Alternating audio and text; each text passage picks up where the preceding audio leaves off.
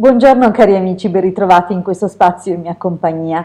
Proseguiamo e concludiamo il capitolo 10 del testo Frabato il Mago, scritto da Franz Bardon, e vediamo appunto come si conclude questo capitolo. Prima però, come sempre, vi invito, se ancora non l'avete fatto, ad iscrivervi al canale YouTube del Marietto Veneziano e se ancora non l'avete fatto, ad iscrivervi al mio canale YouTube. Grazie sempre del vostro sostegno e soprattutto di essere qui in mia compagnia. Vediamo dunque il proseguimento del testo. Era un'occasione rara che un iniziato o un adepto cercasse di rifiutare il compito assegnatogli. Se non era possibile uno scambio tra i fratelli, alcuni di loro usualmente si sarebbero sobbarcati del compito in aggiunta a loro. Così Urgaia si indirizzò all'assemblea molto seriamente. Miei cari fratelli, avete sentito cosa Frabato ha appena chiesto di fare? C'è qualcuno di voi che vorrebbe scambiare il suo compito con quello di Frabato? Urgaia osservò con fare interrogativo gli iniziati, ma non ci fu risposta. La domanda attanagliava i fratelli della luce mentre Urgaia aspettava senza muoversi per lunghissimi istanti. Quindi guardò Frabato dicendo dolcemente: «Mio caro fratello, il tuo compito è difficile ed io capisco le tue obiezioni. La sua esecuzione, tuttavia, è stata ordinata da Dio per il periodo di tempo a venire, quindi dovrà essere portato avanti ad ogni costo. Poiché tu sei quasi sempre stato un insegnante nelle tue molte incarnazioni e senza dubbio rispetto ai tuoi fratelli sei stato uno dei più capaci al tal riguardo, ho scelto te per questa missione. Sarai in grado di trovare le parole giuste per spiegare all'umanità le vere leggi dell'armonia e dello sviluppo verso la perfezione. Molti dei fratelli presenti iniziarono con il cammino di santità perché non avevano un insegnante personale e difettavano nella conoscenza necessaria per il vero cammino magico. Come vedi, nessuno qui è preparato ad accettare il tuo compito, quindi ti chiedo cortesemente di portare avanti la tua missione per il beneficio dell'evoluzione umana e di rivelare la saggezza divina. Nel frattempo Frabato aveva iniziato a vedere la grande necessità della sua missione e sebbene fosse cosciente del fatto che avrebbe avuto grandi ostacoli da superare, si sentì rassicurato e rinforzato dalle parole di Urgaia.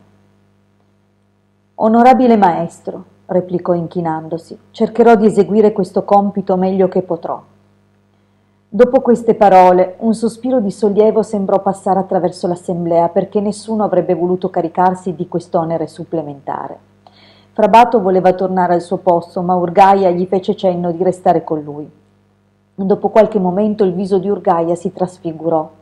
Una fosforescenza straordinaria illuminò il suo corpo astrale, che divenne sempre più trasparente ed etereo. Frabato sapeva che Urgaia era capace di realizzare il più elevato stato di benedizione ed unificazione con la divina provvidenza nel suo corpo astrale. E come se provenisse da una lontana distanza, delle parole che non erano di Urgaia risuonarono dalla più profonda interiorità, dalla luce inconcepibile. Frabato, sei un mio figlio leale e ti amo.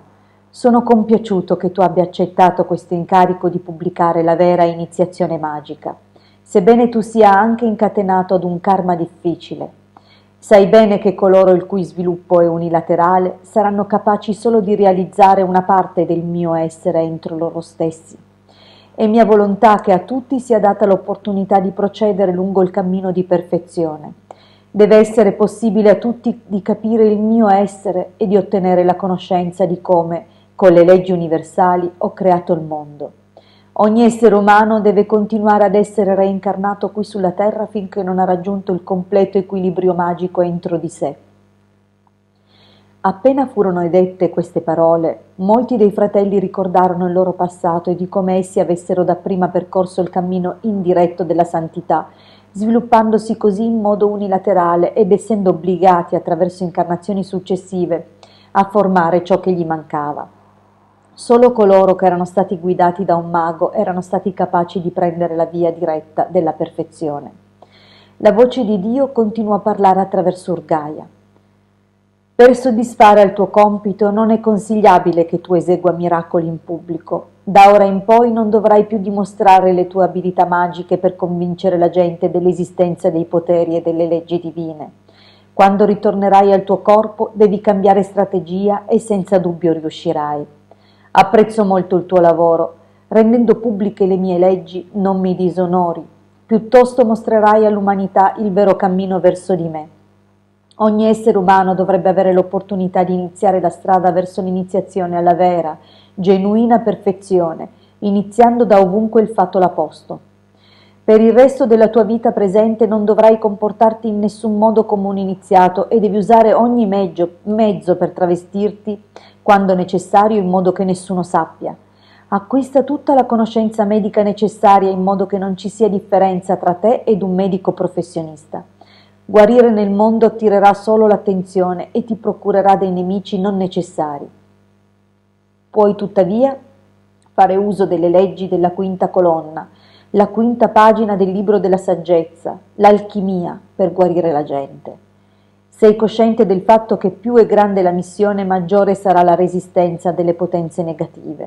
Esse non possono attaccarti spiritualmente, ma a causa del karma che hai accettato, del tuo corpo fisico, dovrai far fronte a preoccupazione, dolore e miseria.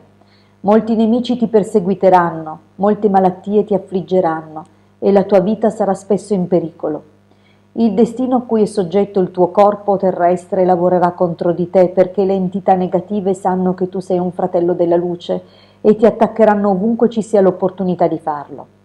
Se tu eseguirai bene il compito, avrai dato un altro grande contributo allo sviluppo dell'umanità e nel prossimo futuro sarai capace di esibire le tue abilità di insegnante esclusivamente nel mondo spirituale, tra gli studenti più sviluppati.